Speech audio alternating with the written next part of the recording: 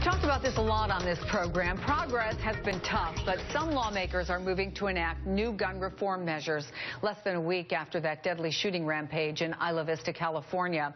Now, there are three key developments to tell you about this morning. First, Chicago's Mayor Rahm Emanuel wants to prohibit gun sales in more than 99% of the city, and all gun sales would have to be videotaped to deter fake IDs. In California, lawmakers are proposing a gun violence restraining order. That's where family members and friends could alert authorities if they believe someone poses a threat to themselves or others. A judge could then issue an order aimed at stopping that person from buying or possessing a gun.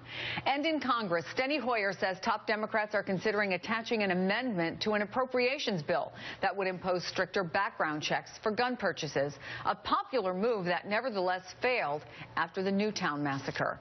Joining me now is Democratic Congresswoman Robin Kelly of Illinois and MSNBC contributor, opinion writer, and columnist at the Gria, Goldie Taylor. Good morning. Good morning. Good morning. Congresswoman Kelly, this issue hits close to home for you. Obviously, your home city is Chicago. It's among the most violent in America.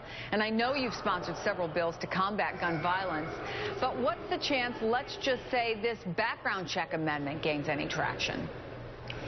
Well, whenever something happens, that brings the issue back to light. But we just have to continue being a voice whether something happens or not. Maybe this will push people along. I'm really not sure because, as you mentioned, it did not pass in the Senate. But I did tell my colleagues yesterday, with all due respect, that I almost did not stand up for the moment of silence with the California legislature because I'm sick of standing up, and we stand up and that's all we do, and we don't get anything else accomplished. I agree with the young man who died, what his father said, you know, not one more, and he doesn't want to hear from politicians. He wants us to do something. Yeah, we were talking about Richard Martinez. He's the father of Isla Vista victim Christopher Martinez, and he has emerged as one of these powerful voices. Here is what he said about exactly what you just talked about, the inaction of legislators after Newtown.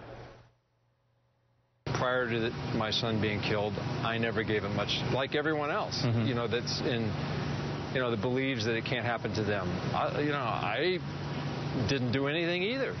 So, I didn't do anything to support the Sandy Hook people, and now I'm living with the consequences. So, Congresswoman, if nothing happened then, federally at least after Newtown, are we just numb to it now? Is what happened in Isla Vista the new normal? How do you take an incident like this and mobilize people around it?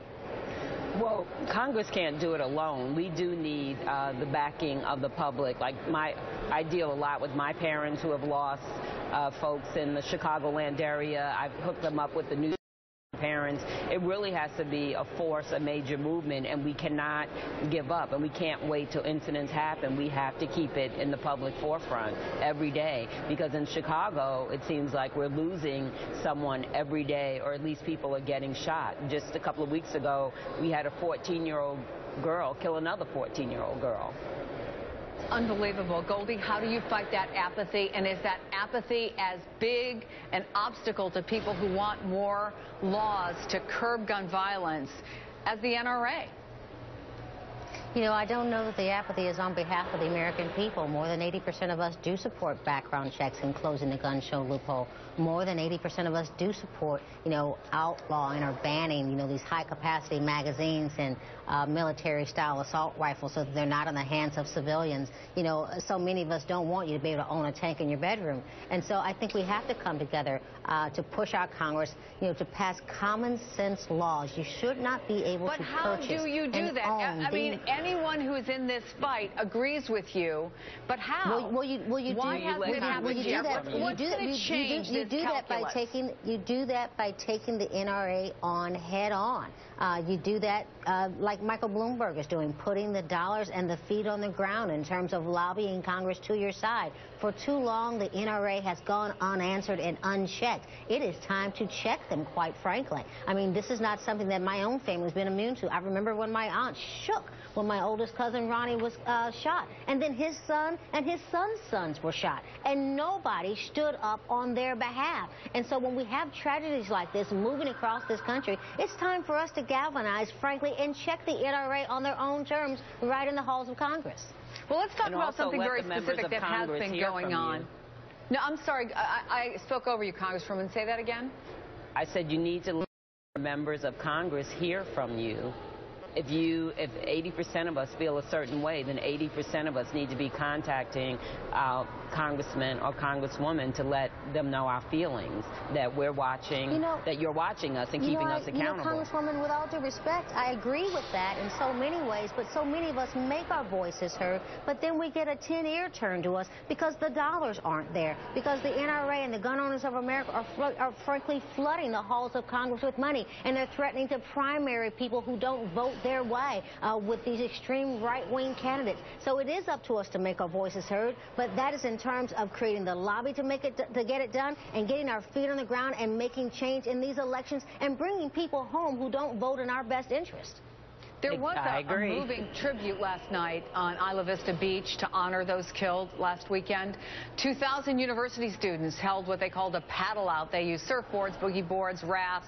They were chanting in the water. And a lot of them posted photos with the hashtag #NotOneMore. And the hashtag #YesAllWomen has also been part of the conversation to follow Isla Vista. So I don't know. I'll ask both of you. Goldie, if Congress isn't going to act, can social media help move this discussion forward? Well, social media has been a very strong driver throughout Facebook and Twitter. I've seen some of these hashtags come to growth over the last year. They've been a strong place where people can put forth, a great deal of passion and advocacy. But that advocacy also has to take place off of social networks. It has to be feet on the ground. It has to be, feet inside of Congress. I mean, we really have to make this movement, take place on the entire playing field of advocacy. And we also have to make sure that people vote. We have seen some movement in local and state level. What's the chances that what Rahm Emanuel is proposing in your city gets through?